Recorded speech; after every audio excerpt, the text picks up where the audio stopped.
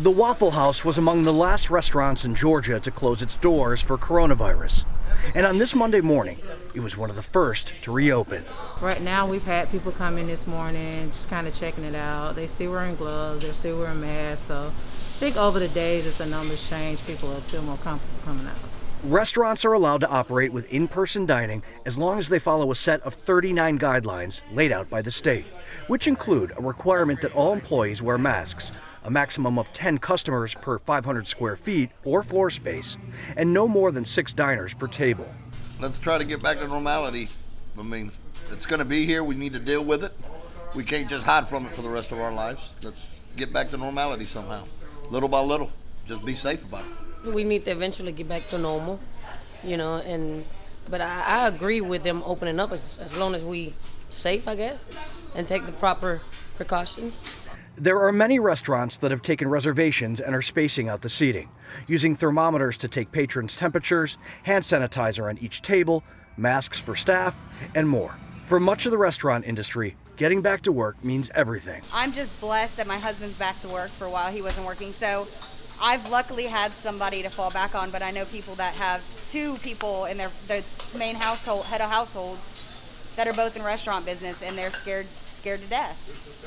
But luckily, a lot of them have already gotten in unemployment, and so that's been helping, and I think we're all ready to just get back to work, but in a slow, kind of ease into it thing. But there is a lot of nerves and trepidation about reopening these restaurants. It looks like for the short term that curbside service could be the norm, as the numbers of COVID-19 patients continue to rise in the state, reaching nearly 1,000 deaths and over 24,000 confirmed cases.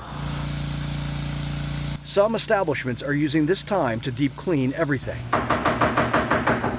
At this pizza shop, there are no plans to open their dining room anytime soon. Nobody really wants to be the first one to open up. It's all going to be playing it by ear. And in order to open up, there's going to be so many guidelines that everyone has to follow. Atlanta Mayor Keisha Lance Bottoms continues to encourage residents to take precautions and stay home as much as possible. This nurse agrees. I think it's too soon, and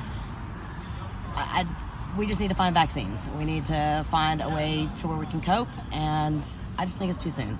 Being that we're all scared of everything, I don't understand why we're so okay with restaurants opening.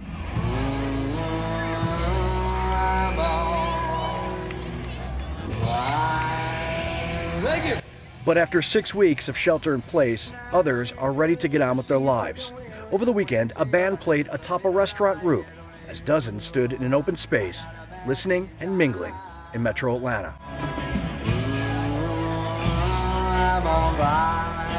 Hundreds of thousands of Georgians that are filing unemployment now. When you see these things, we've got to protect lives. We've got to protect the safety of the public. But there is a damage toll being waged against some of the people who can least afford it.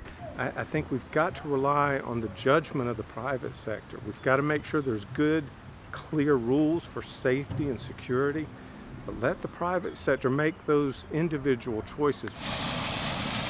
Many businesses, like this movie theater, are deciding to stay closed for now. The question is, how much longer can they afford to wait?